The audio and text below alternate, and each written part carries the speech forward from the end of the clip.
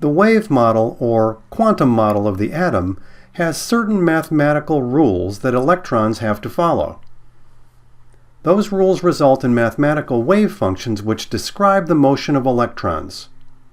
We often refer to these wave functions as orbitals. We have given the orbitals labels like 1s, 2s, 2p, and so on based on their quantum numbers. Each orbital, or mode of motion, has a characteristic energy. The energies can be plotted on an axis in what is called an energy level diagram. We encountered these diagrams in the previous module, so let's briefly review energy level diagrams in the Bohr and quantum models. In the diagram, the y-axis is the energy axis. On the left are the energy levels in the Bohr model of the atom. For species with only one electron, the quantum model is in the middle and gives the same energy spacings, with all of the n equal 2 orbitals at 1 energy, all of the n equal 3 orbitals at 1 energy, and so on.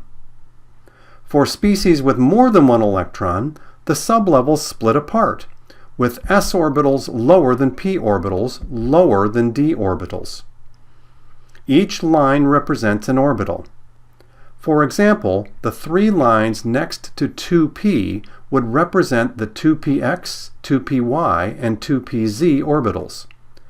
We will use this type of diagram in discussing electron configurations of the atom. For a given atom, electrons can be added to the diagram. They are represented by up and down arrows. Take, for example, carbon.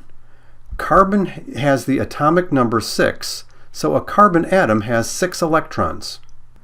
We then add the arrows to the diagram. In distributing the electrons in this way, we are following 3 principles. First, we have used the Aufbau principle. This states that you put the electrons in the lowest energy levels first, and then go on to the next one. Second, we have used the Pauli exclusion principle. No 2 electrons have the same set of 4 quantum numbers. 2 electrons can occupy one orbital. One will have an electron spin of +1/2, the other -1/2. These are represented by the up and down arrows. Third, we have used Hund's rule, which states that electrons will spread out with the same spin within a sublevel. The 2 highest energy electrons in the 2p sublevel have been placed both spin up in different orbitals. Yes, we could also have placed them both spin down as well.